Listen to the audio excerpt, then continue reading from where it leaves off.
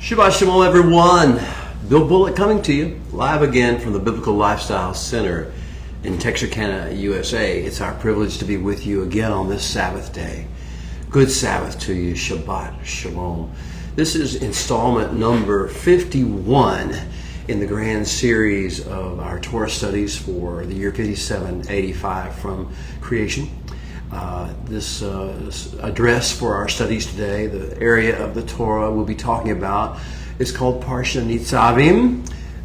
It's Deuteronomy chapter 29, verse 10 through chapter 30, verse 20. This is the climax. This is the crescendo of Moshe's speeches on the plain. This is the climax and the crescendo of the entire revelation stream of the Torah. This is why the Torah was given. This is why it began months ago, almost a year ago now, to discuss with us the history of the creation, the purpose of the creation, and the development of the covenant, and how the Holy One designs to exercise his grand plan for the ecosystem of earth and the heavens beyond.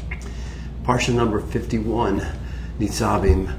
Welcome to you. Let us enjoy this together. This year, as we get ready to conclude it, but nevertheless, we're still in it. This is the year of walking in the light. This is our theme, walking in the light instead of walking in the darkness, instead of being caught up in the labyrinth, the maze, the confusion of the world's lusts, its appetites, its greed, or of the world's religions, ivory towers and castles in the air.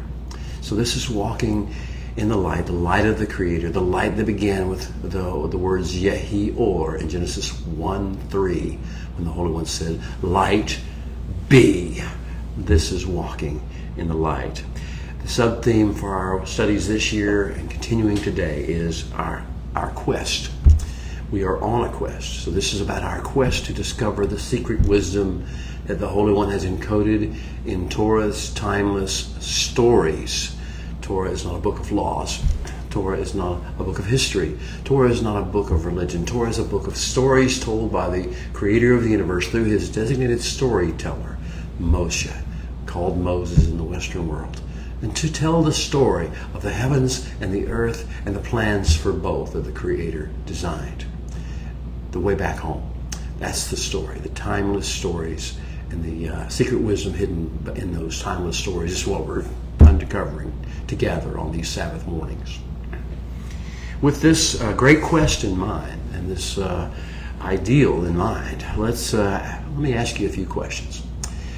These questions are asked every week about this time, different questions each week, but they're designed to help you lift your heads out of the mundane 6-day immersion into the world and into its folly and into its news and into its opinions and into its ideologies and its philosophies and its political theories.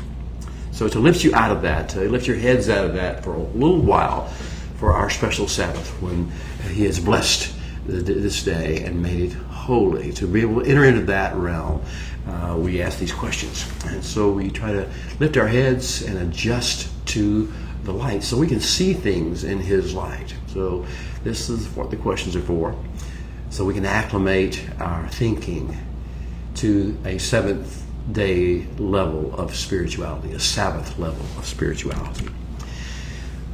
We are here, we are doing these things. The first question I would have to ask you then is a really poignant question. How real is the Creator, the Elohim of Genesis 1 to you? How real is He to you? How real is His throne? How real are the angels and the cherubim and the seraphim around His throne? How real is His will? Not theologically, I'm not talking about that. Not doctrinally, not pseudo-intellectually in some way that your mind conceives. But how real is He to you in actuality, in practicality? What impact does your knowledge of Him and your relationship with Him have on your mood each day? What impact does your knowledge of Him and your relationship with Him have on your demeanor, the way you present yourselves to the other people of the earth and to the courts of heaven? What impact does your knowledge of Him and your relationship with Him impact those things? How much impact does your knowledge of Him and your relationship with Him have on your tone of voice? The sweetness or the bitterness or the angst or the hypometer of your voice. How is your tone of voice reflecting the fact that you have knowledge of and have relationship with the Creator of the universe?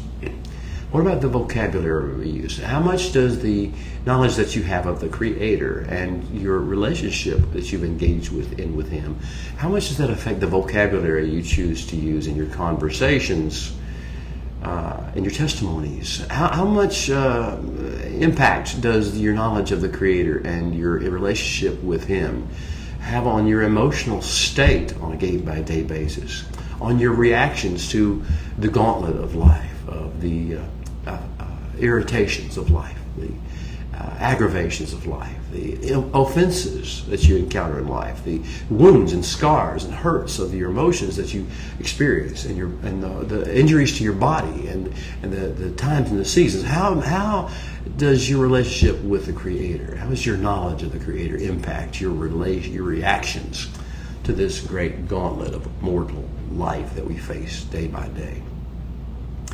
Moving on a little bit, elevating a little bit into the higher realms of the courts of the heavens. How high on your priority list is the Creator's will? The will of God, as some might call it. The will of the Holy One. The will of the Creator of the universe. How high on your priority list is it? What else is on your priority list? What else is on the agenda besides His will? A few more questions and we'll get into our study in detail. We want to elevate our thinking. So the next question, what exactly does being in covenant with the Creator of the universe mean to you? We're going to repeat that question because we're getting more towards the meat of what Parsha Mitzavim is going to get. When we get to the crescendo and the climax of the Torah and of Moshe's speeches on the plain in particular, what is it he wants to talk about? He wants to talk about a covenant. He wants to talk about this depth and the significance and the impact and the connection we have with our covenant with the Creator of the universe. So what exactly does being in covenant with the Creator of the universe mean to you? How does it change your sense of identity, who you are, who you belong to, what groups you can belong to, what activities you can engage in, what foods you can eat? How does the covenant you have with the Creator of the universe affect your sense of identity? How does it affect your sense of your mission or your purpose upon the earth? How does it affect your sense or a feeling regarding your destiny and what you and your seed are destined to do and to become? How does your covenant with the Creator of the universe impact your worldview? The way you look at other people, the way you look at events that happen in the world, the way you look at the earth and the condition it's in, the way in which you look at the weather. How does your being in covenant with the Creator of the universe impact your worldview? How about your aspirations, what you hope for, what you dream for, what you want, what you desire, what you delight in? How does your covenant with the Creator impact those things? How does your covenant with the Creator impact your value system? What you think is good, what you think is evil, what you think is mediocre, what you think is repulsive, what you think is attractive. How does your covenant with the Creator of the universe affect your value system and your priority matrix? The last question I'll ask before we get into the meat of our study to get you elevated in your thinking to the seventh-day Sabbath level of spirituality is, how relevant to your daily life and each conversation you have and each interaction you have and each transaction you engage in, how relevant to those things do you consider the Creator's instructions as to what a person in covenant with Him should do and should not do if he or she is to prosper in the great mission, in the grand plan to which the covenant calls you? How relevant to your daily life do you consider His instructions for living? Well, that's enough to get our mind elevated out of the the dog-eat-dog, the rat race of the daily 7 days of 6 days, I should say, of striving. So now let us take a deep breath and sing together the Shema. Shema Yisrael, Adonai Eloheinu, Adonai Echad. Baruch Shem Kevod, Malchuto, Leolam Vaed. Amen. Now would you listen and hear and heed and respond and resonate, O Israel? Because our God is the Holy One. He is the ultimate oneness, the unifying unity of all created things and creations. He is to be blessed forever and ever, his glorious attributes and his kingdom, world without end, forever and ever. Okay, so we're about to jump into our studies of Parsha Mitzavim. I've promised you something. I promised you this would be the climax and the crescendo of the entire Torah, of the revelation stream that began with Bereshit bara Elohim, in the beginning created, or in the shaking of it all, created the Holy One. Now, this is our story. The climax and the crescendo part of it is time to make our choice. It is time to declare our pathway. It is time to choose which path we will follow through this world. Will we be a pilgrim on the narrow road that leads to life, health, and peace? Or will we be a prodigal wandering through the broad path that leads to destruction, away from the ways and the teachings of the King? Will we become faithful ambassadors of the kingdom of heaven, bringing his messages, bringing his goodwill and peace on earth message to earth? Or will we be pleasure-seeking pirates, taking all we can and giving nothing back? What will it be? Which choice will we make? This is the month, this is the week, this is the day, this is the hour for us to make that choice. We have reached, Moshe has brought us to, through his stories, the critical crossroads, the day of decision. Which derek, which way, which walkway, which path will you choose?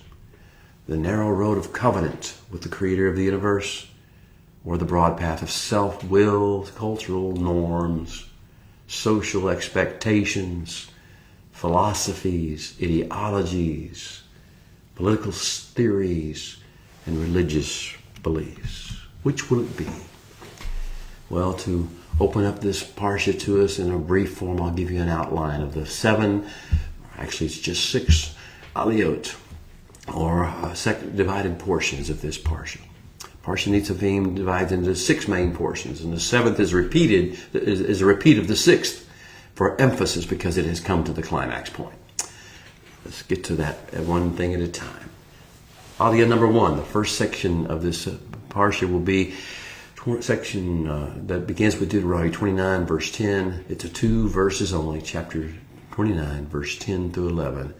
And this represents the gathering of the hosts for a great matriculation or graduation ceremony. We're going about to be transitioning between 2 realms and 2 levels, from the realm of the wilderness wanderings and the training in righteousness to the realm of the actual entering into the land and deployment and engagement with the raging nations, to be the lights set on a hill, to be the city set on a hill, to be the light to the nations. That was Aliyah number 1. Aliyah number 2 will begin with chapter 29, verse 12, and be once again one more verse, 12 and 13. This will be after the gathering of the host, and standing room only being there at millions in the valley of decision. Moshe will call us to renew, refresh the covenant. This is what this is all about, the covenant of the Holy One with his people and with the earth. So chapter chapter 29, verses 12 through 13 will be that call. Chapter 29, verses 14 through 28, the third aliyah of this parsha will describe for all to know the consequences and ripple effects if we do not choose the pathway of the king, if we do not choose the narrow road of the covenant. He will tell us the consequences and ripple effects of apostasy, and how that will work its way out in the lives of, first of all, the apostates themselves, those who choose the other way. What will happen in your life? It will be a discussion of that. And then second of all, what will be the impact? If we choose the way, the broad path that leads to destruction, what will be the impact upon the land of the patriarchs? This beachhead, command center through which the Holy One intends to touch earth with heaven's power and grace and mercy, and release it throughout the rest of the world. This is to be his distribution point.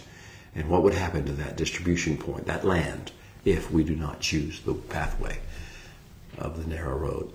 The third level of consequences and ripple effects is, what will be the effects? What will be the impact upon the nations, the raging nations of the world, the one peoples who have vain imaginations and indulge in vanity and folly and foolishness and Rashakat, Hamas, evil, corruption, and violent cruelty. What will be the effect upon those people if we, the people of the Holy One, if the covenant people of the Holy One do not do the thing that they're called to do, which is walk according to the covenant in the narrow road pathway of Torah? Then we move on to the fourth aliyah, which is chapter 30, verses 1 through 6. Chapter 30, verses 1 through 6 of Deuteronomy is going to tell us there's going to be a story of exile. In consequence to the ripple effects of apostasy and leaving the covenant pathway, there will be a season of exile, a season of diaspora. And that diaspora will have its effects. It is not designed to punish. It is designed to discipline and to heal, to bring forth. And so he's going to talk about the purpose and the end game of the diaspora, of the exile. He's going to tell us the story for the future, the exile, in the end of the exile, the purpose of the exile. The purpose of the end game is to make a great return, a return from captivity, a glorious reconnection, a recollection, a regathering of the saints, and the entry of the final age of the Messianic kingdom. Chapter 30, verses 7 through 14 will then be the fifth of the aliyot, of the sixth aliyot of this parsha. And that will be the promise of supreme vindication at the end of the age, after the regathering and bringing back to the land, how he will change us from the inside and the out. And he will change the fortunes. He will restore the fortunes of the Bnei Israel, who, when they finally follow the pathway back to the relationship he had with their fathers. Finally, the concluding aliyah, the one that's repeated twice in the traditional synagogue service, is chapter 30, verses 15 through 30. And this is the outlining of the fundamental choice that each person must make. What will you do? Which road will you choose? Well, with that in mind, let's get our call to worship done. Our call to worship is the Baruch Hu, sung in Hebrew, the blessing before reading from the actual words of the Torah that's on the scroll that Moshe wrote. Baruch Hu Adonai Hamvorak. Baruch Adonai Hamvorak Leolam Vaed. Baruch Atah Adonai Eloheinu Melech HaOlam Asher Bachar Banu Mikol Ha'amin V'natan Lanu Et Torato. Baruch Atah Adonai Noten HaTorah. Amen. So be it. Blessed is the source of all blessings. Blessed are you, Holy One, source of all blessings, world without end, forever and ever. Blessed are you, O Holy One, our God, King of the universe, who has chosen us from all other people groups of the world and has given us his Torah, his instruction manual for life. Blessed are you, O Holy One, giver of the wisdom of the Torah, the instruction manual. Amen. And now may you open our eyes, O Holy One, that we may see the wondrous things that you've placed in your Torah. For we are just strangers in the earth. So please do not hide. Do not secret your beautiful wisdom, your instruction, your commandments from us. Okay, it's time. Now gather around, children of the Most High. The storyteller is ready to open his mouth. It's story time again. But let me set the scene for you, first of all. The plains of Moab are bustling. They are teeming with people. They are bustling with activity and with noise. Every single man, woman, and child in the camp, every one of 3 million or so people have gathered around the entrance to the tent of meeting at Moshe's call. He is welcoming, beckoning them all to come before for the climactic message of the messages on the plain. So he comes, he calls, he holds out his hands and welcomes them to come. This is the story. What will he say as 3 million people listen on, as men and women and children all stand in awe at these final words of the great prophet that they've been given, the one who speaks to the Holy One face to face as a man speaks to a friend who has walked with the Holy One day in and day out for the last 40 years of his life, who has been given the call to prepare them for the next stage of life. Aliyah number 1, Deuteronomy 29, 10 through 11, the gathering of the host. Are you among the host today?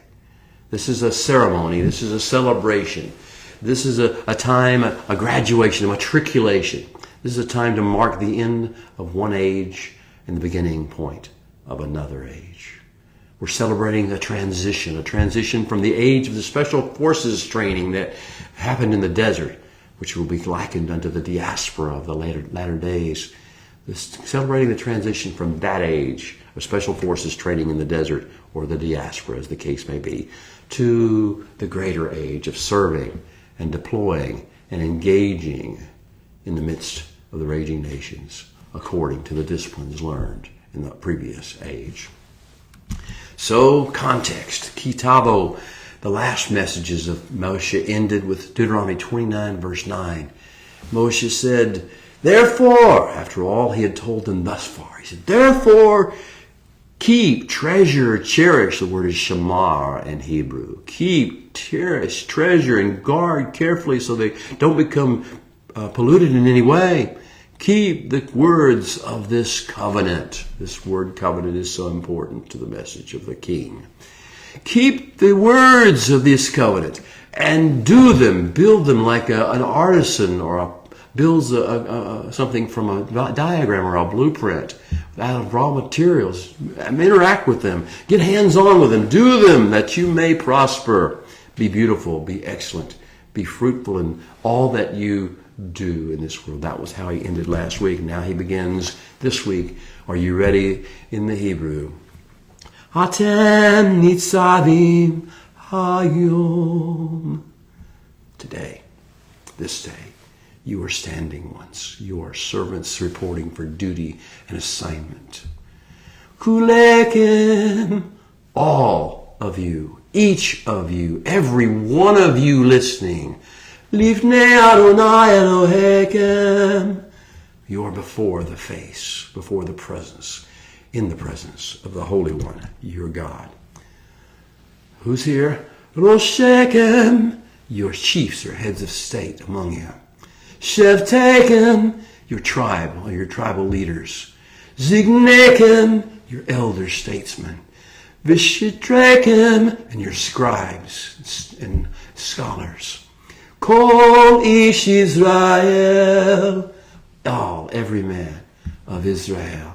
Tapkem, Neshekem, your toddling children even, and your wives.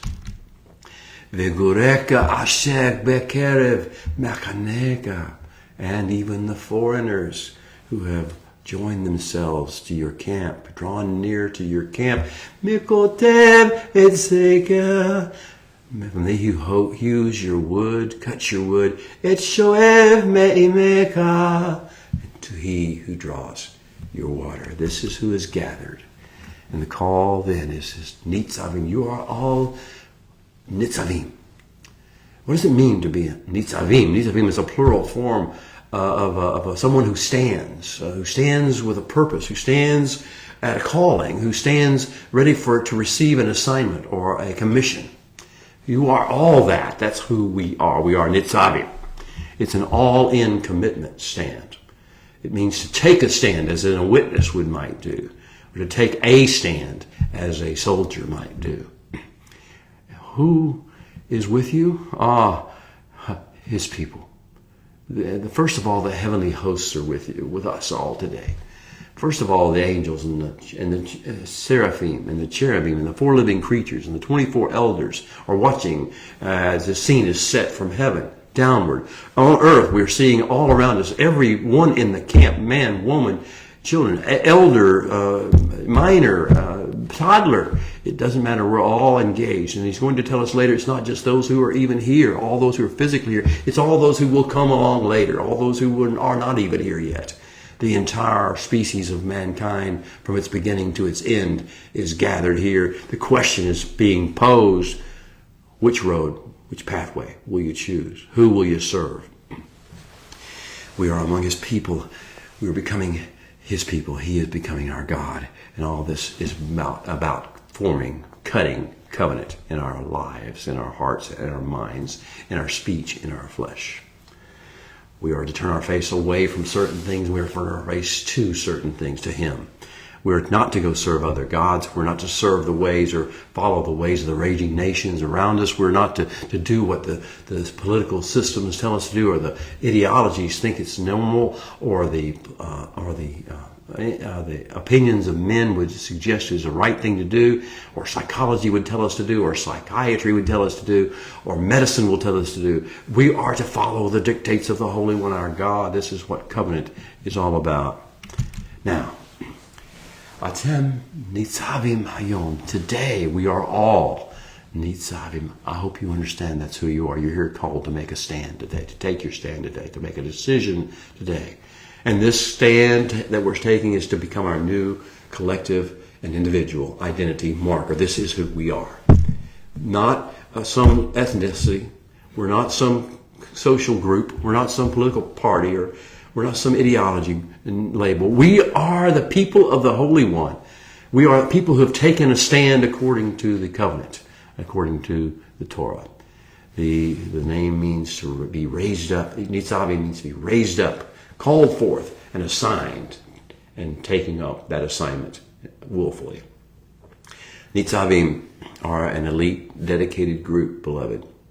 An elite, dedicated group of called and raised up and trained and commissioned and briefed and resolute, standing to honor and serve as a liberation host. We are the liberation host, under orders for an operation upon the earth, an operation of fixing the world, of tikkun, of bringing about a possibility of redemption, and for all who will listen, who will come to the sound of the King's voice.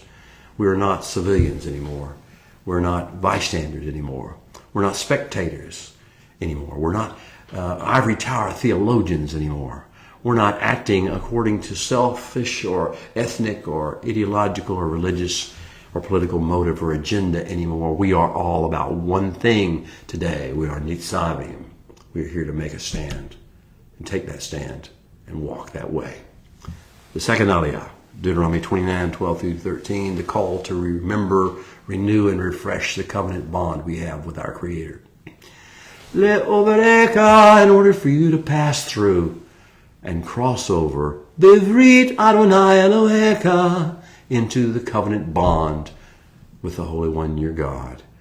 Uvalatu Asher Adonai Eloheka, and into his oath, the signs of his oath, which the Holy One, your God, Koreh Imcha Hayom, cuts with and in you today, in order that he may establish, may call you forth and establish you today as the people for himself. Are you his?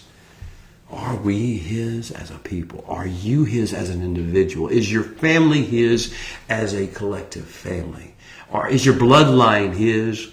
Are you his possession? Are you his treasure? Are you his representatives? Are you his emissaries? Are you his ambassadors? He has called us together in order that we may be established today as his people for himself. And that he may become our only Elohim, our sovereign, our only source of authority. That he may do that. That just as he has spoken to us, as he did as a group at Sinai, just as he has swore to our fathers in times past, as Moshe has told us so many times, how he spoke to Abraham at Haran, or before Ur of the Chaldees or after Ur of the Chaldees, at Shechem, at Salem, where Melchizedek was, at Hebron, at the Oaks of Mamre, and at the hill of Moriah, some people call it today. At these places he spoke to Abraham, he swore to these certain things to Abraham. Are you in that covenant? He spoke also to Yitzhak, to Isaac as he's called in the Western world. He spoke to him at his beginning marriage point at Be'er Lahoi Roi. He spoke to him at Gerar, where he was in the land of the Philistines. And he gave him instructions and gave him his Torah as to how to live. He made this his declaration to declare Yitzhak as his own and to declare himself to be Yitzhak's God. He also to Yaakov, he swore to Yaakov as well at Bethel, as it's called in the Western world, at Haran, at Peniel, the place where he saw his face and wrestled with the angel, and at Beersheba, as he was given instructions to go down to Egypt and wait upon the Holy One there. We have been called to be established just as our forefathers in the covenant were established as his people. So what is this thing called covenant? If covenant is what it's all about, and this mission seems to be all about covenant, what is covenant?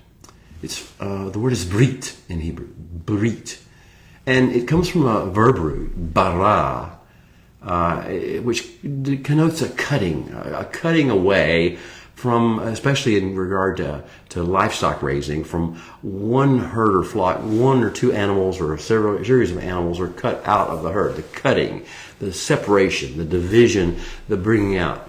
So Barak connotes a cutting away from a larger herd or flock, a larger group of mankind, a larger group of societies.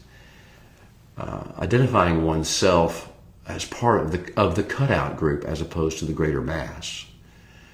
Drawing close to and uniting with the one who does the hewing, the cutting out, the shepherd in this case, the Holy One in this case.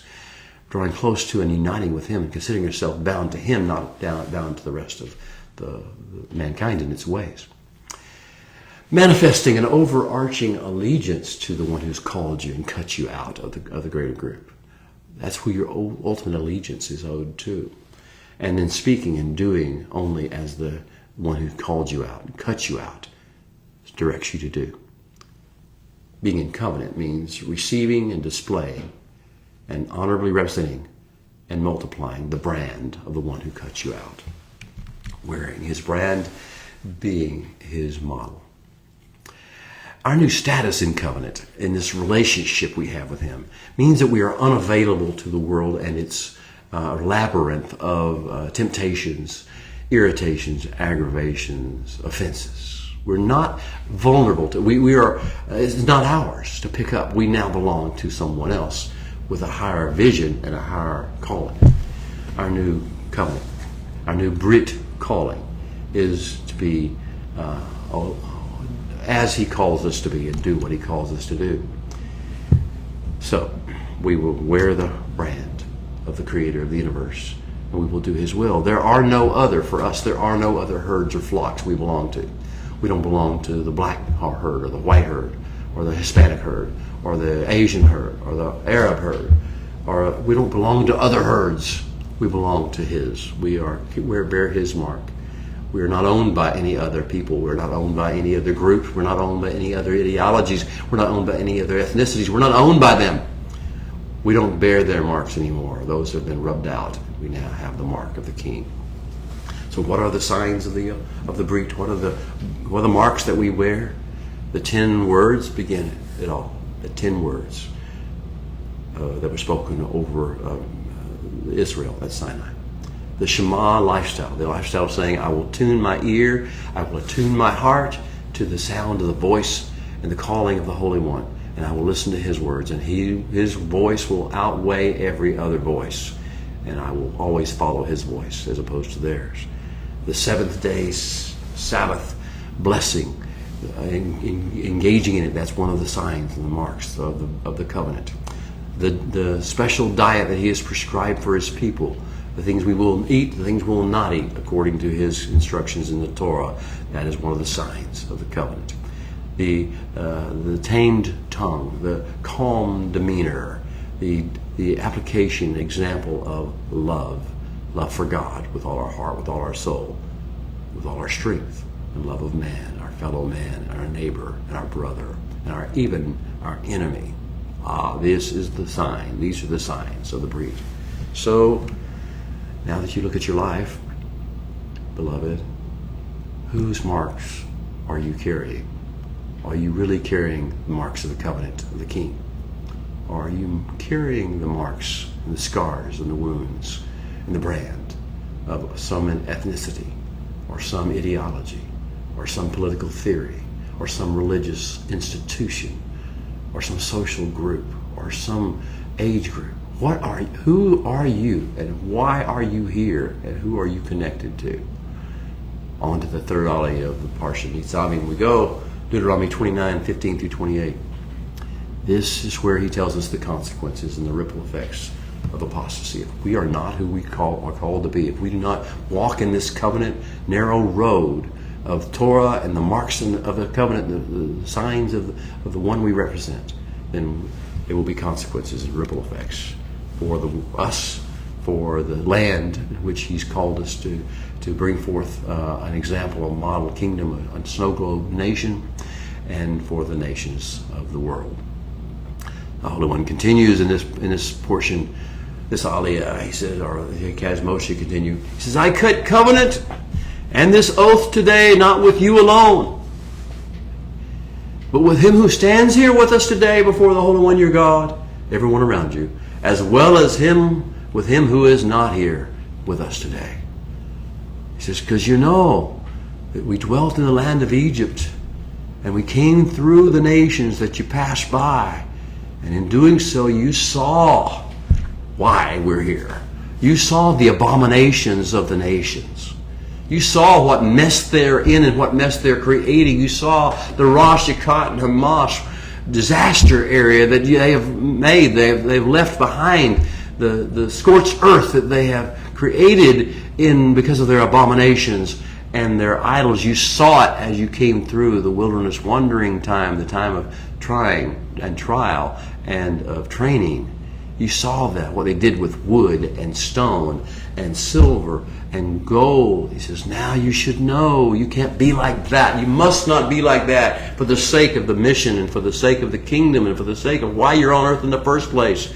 Pen yesh bachem ish o isha. There must not be among you any man or any woman, o mishpacha o shevet, or any family or any tribe.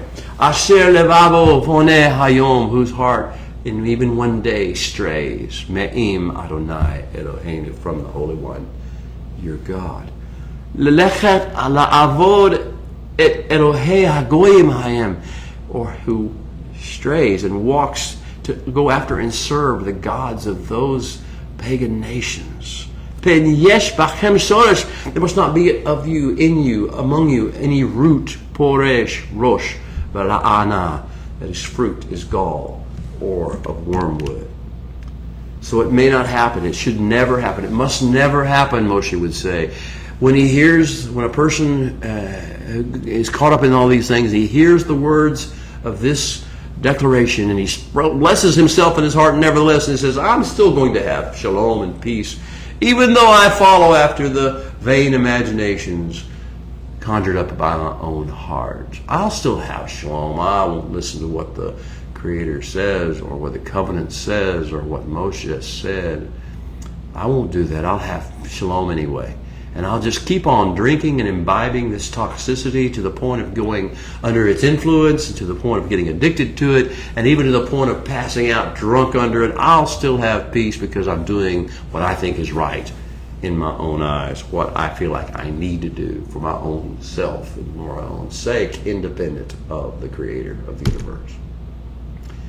And Moshe is going to call to us at that particular stage in Deuteronomy 29, verse 29. He's going to say, Hanishtarot, the hidden, the secreted things that you do not understand, belong to the Holy One, our God. Be at peace with that.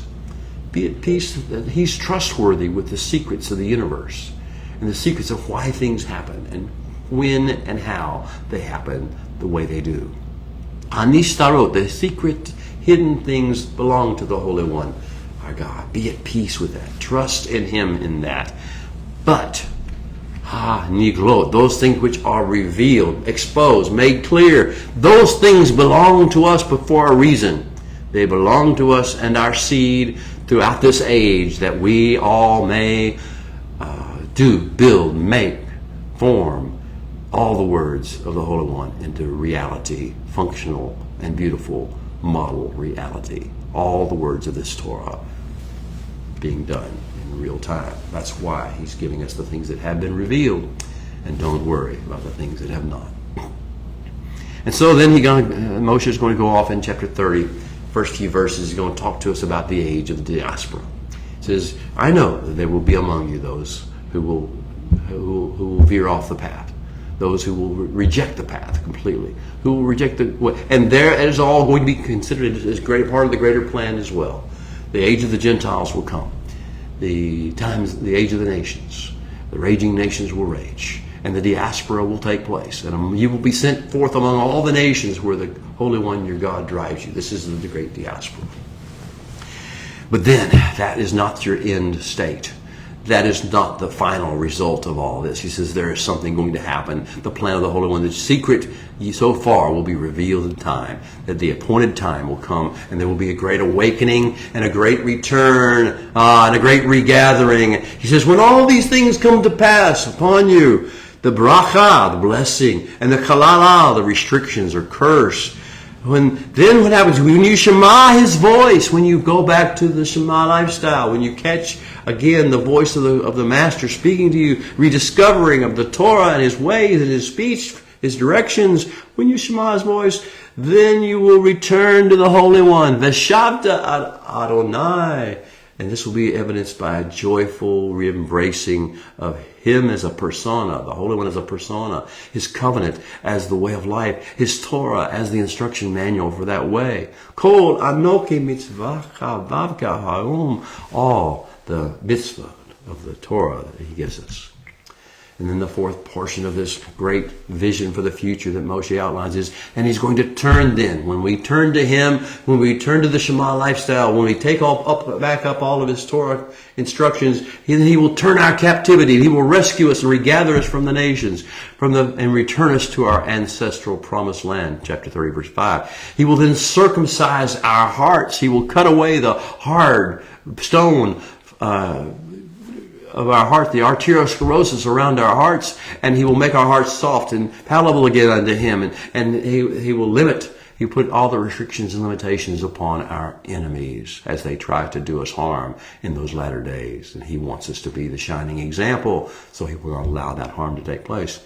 And then we will return in our land to the Shema lifestyle of actually following the Torah, engaging and deploying among the raging nations as they come to us. And then there will be a return of a flowing river of blessing. Chapter 30, verse 9, the blessings will come as they were unto our fathers, even greater than they were unto Abraham and Yitzhak and Yaakov in the land. But there are three essential life choices we must make.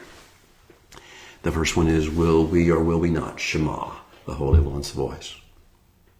Will we tune our hearts, our minds, our ears to listen to what He has to say, His directions He has to give, the wisdom He has to impart? Or would we rather seek it out ourselves, study it in books, or go to universities, or get words from podcasts? Where would we rather get our information from?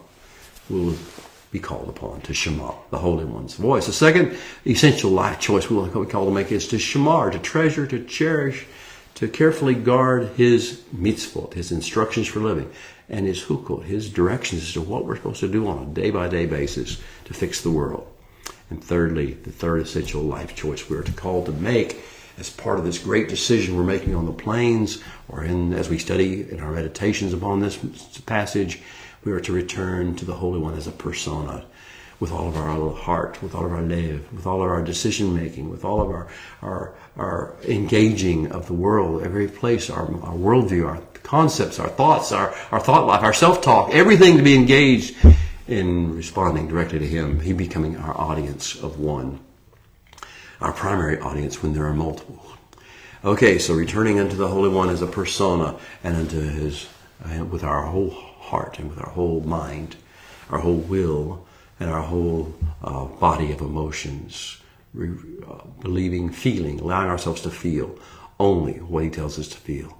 Things that the world would tell us to feel, or our flesh would tell us to feel: anger, offense, rage, fear, terror, panic, depression, despair, any of those things that come from other sources, we will hear Him say, leave it, as you would to a dog being trained. Leave it. It's not yours. Don't pick it up. Leave it alone. Let's talk about the season of return. We've already said it. It'll come to pass when all the things that He's prophesying in the Torah come to pass, the blessing and the curse that is set before us. We're to call them to mind among the nations, where the Holy One drives you, and we are to return, to make teshuvah. Teshuvah in the Hebrew is such a critical part of our lives, such a part of our season. The English world, the religious world, the Christian world, to come up with this word repentance. And it's not a bad word. It's just not the word. It's not the essence of the message. Repentance is always about what we're turning away from. We're about hating and being repulsed by our sin, which is repulsive, and focusing on that sin and running away from that sin. Teshuvah is turning to the Holy One and letting the sin fall away from us because we have a higher priority, letting it be washed away. Teshuvah is not about turning away from the sin. It's about turning back to the brilliant light and warm love and grace of the Holy One and letting Him fix the problem and take care of the mess. That's the beautiful thing about Teshuvah. We are to make Teshuvah to the Holy One our God and shema His voice according to all that He's instructed on the plains of Moab. And then He'll come back. That's when He'll bring back our captivity and turn back and bring us back and regather. The Holy One our God will then circumcise our heart, and the heart even of our children before they're born, perhaps, and will teach us to really truly love the Holy One our God with all our heart and with all our soul, and for a reason that we may be able to live, have full, abundant, impactful life at its highest level. The ultimate challenge of every life. So Moshe says, behold, re'eh, I set before you today two things: the superlative life, et hayim. But I also set before you et hamavet, the death, the dying that comes from self-absorption and from flesh obsession. Behold, I set before you today the superlative life and the good, but I also set before you the death and the dying that comes from self-absorption and flesh obsession. I call heaven and earth, you will say. I call heaven and the earth, the heavens and the earth, as witnesses against you this day. That's why I told you that the angels and the cherubim and the seraphim and the four living creatures and the 24 elders and the hosts of heaven are all here, as are the peoples of the earth. I call heavens and the earth as witnesses against you this day, or unto you this day. But I lay before you the superlative life, ha'ayim, the levels of life that take you to the highest realms. And I lay before you also the death, the dying ways, the blessing, withering fig tree curse. Uvacharta b'chaim, the message of Torah. Uvacharta b'chaim. Choose life. Choose the life, the superlative, the life and the good. Choose superlative life that you and your seed may live. This is the climax. This is the crescendo. This is the reason for it all. That you may live, that you may love the Holy One your God, that you may shema His voice, the voice of the Creator of the universe being spoken to you in words you understand. That's incredible. That you may cling to Him, to the Creator, that He is your life, that He is the substance of the length of your days, in order that you may dwell in the land which the Holy One swore to your fathers, to Abraham, to Yitzhak, and to Yaakov, to give them. Well, the choice, beloved, is now ours. The options are laid out on the table. The risk, the consequences, the blessings are all there for us to see. The dichotomy has been discussed and laid out before us to know what could happen one way or the other. What the outcome of one road would be versus the other. The choice is now ours. The time is now. The witnesses are gathered and watching. The call has been made.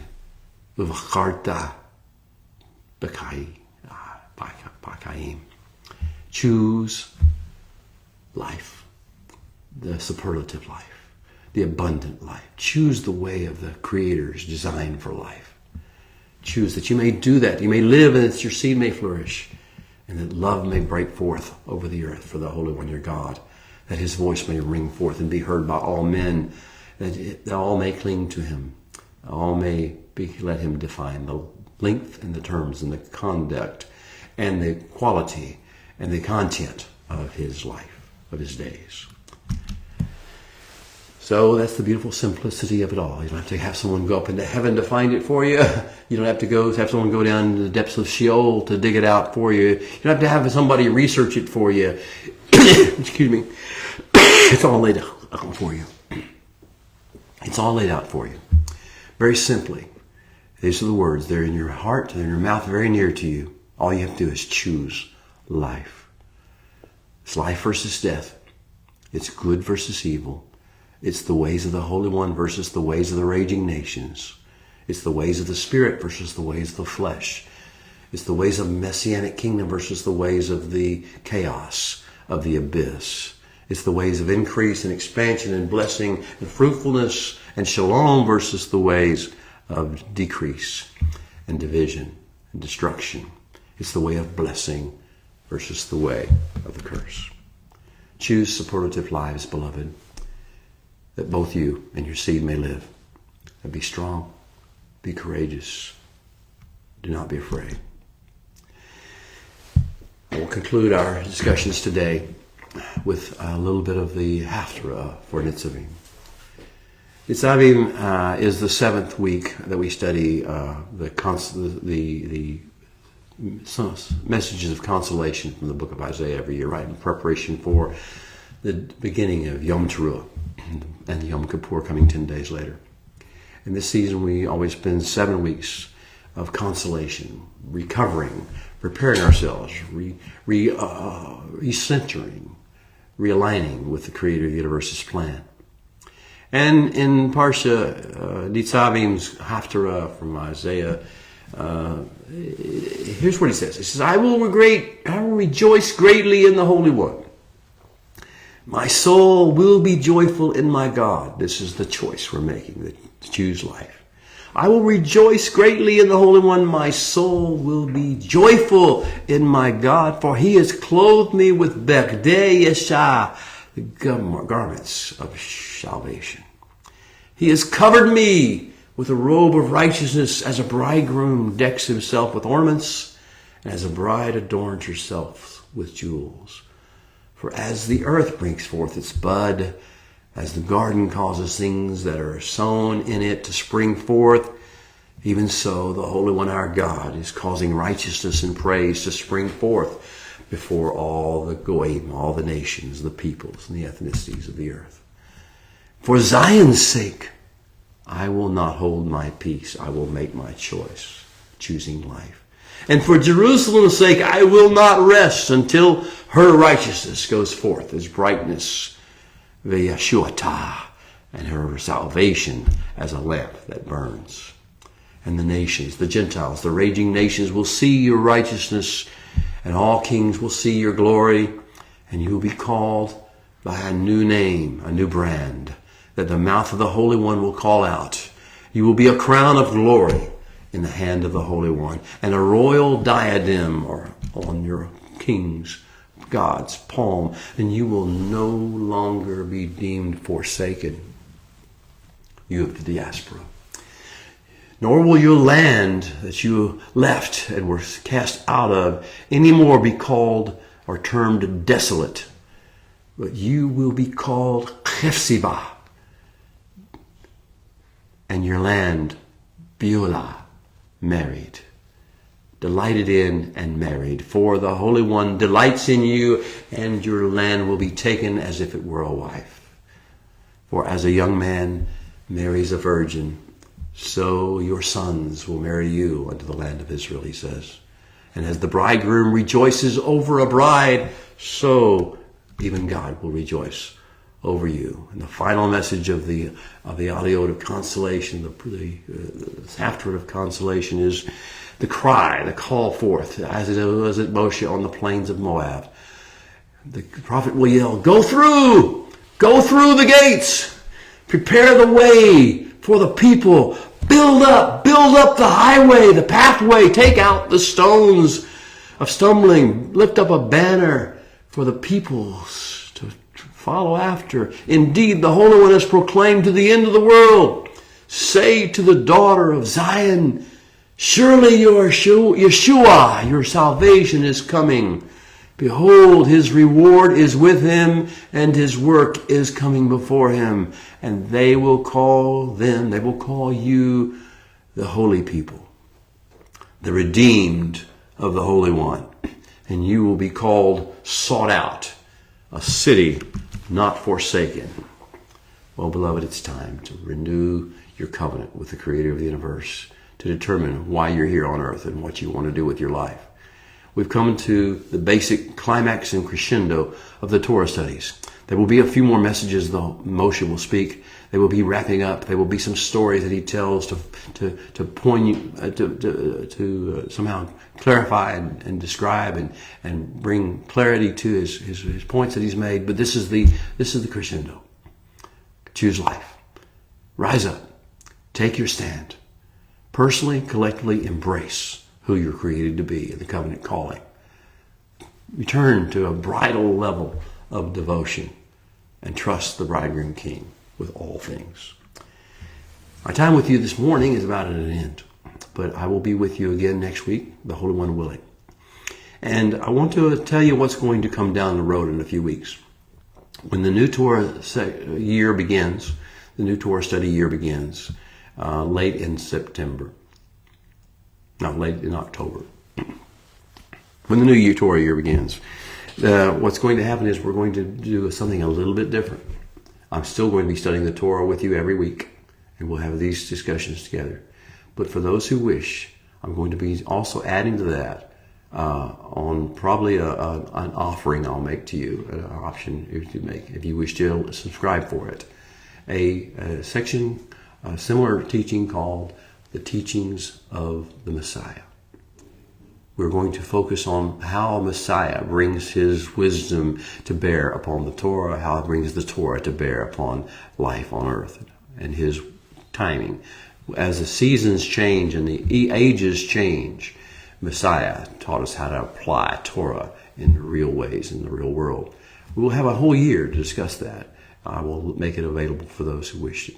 So in the meantime, until we see you again, Shabbat Shalom, walk in the ways of the covenant. Amen.